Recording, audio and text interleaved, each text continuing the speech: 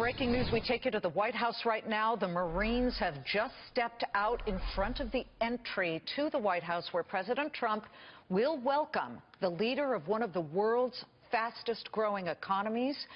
He is about to come face to face with President Trump. It's the first visit for India's Prime Minister Narendra Modi since President Trump took office. Modi's Make in India campaign has become hugely successful since he started as Prime Minister. Just witness the $30 billion trade deficit we have with the nation. We're sure that President Trump will bring that up. He and Melania, the First Lady, have now stepped up to the red carpet. And as we watch this, you should know that Modi has really been considered a democratic and reformer kind of leader, but there are questions about just how much of a reformer he really is. And no doubt, certainly, there are Indian companies that are publicly traded here that have become beneficiaries of the so-called H-1B visa. These are the visas where foreigners are able to come here with special skills like engineering and software and code writing, come here and work at U.S. companies, and those visas then enable companies like Wipro, et cetera, to actually, do really well. They get some money for any placements they have. Infosys is another one, publicly traded. As they salute, we believe that it is probably an indication that Prime Minister Modi has arrived. There he is in the car. And we can talk over this with our guest. He is the former ambassador to India, Tim Romer. As we watch these pictures, Ambassador, tell us the significance of this meeting and whether it will be warm or tension-filled or a little of both. Well, good to be with you, Liz. First of all, this meeting has been talked a lot about in the last couple of days as being one only about chemistry. How will the two of them get along personally? I think it's about much more than that. It is about physics. When big forces come together, how will Mr. Modi reconcile his India first with Mr. Trump's America first? America first. Mr. Modi wants to build in India. Mr. Trump wants to protect American jobs.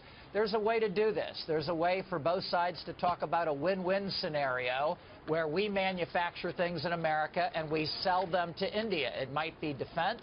It might be a Caterpillar or John Deere equipment to help them with their agriculture. It might be clean liquid gas, natural gas for their economy, so they have a stronger, cleaner economy. But managing these differences and talking about where you have differences. Maybe you have some differences on Afghanistan. Maybe you have some differences on trade. Maybe you have differences on climate change. Maybe our American businesses are having a hard time getting into their market. Managing those differences is every bit as important as finding new areas to deepen this strong relationship. You mentioned that we could benefit from this by manufacturing items that India buys. Not working that way right now in the way that President Trump and many Americans would like to see it work, meaning we got a $30 billion deficit with them. We're buying all of their products, and they're not buying enough of ours. Well, that's exactly right, Liz. And one of the things we did in the Obama administration is the president really worked hard to try to make sure we were selling them equipment, GE turbines made in South Carolina, C-17s that would help India both with their defense and with their humanitarian assistance after an earthquake or a tsunami, to be a leader in the region to help other countries.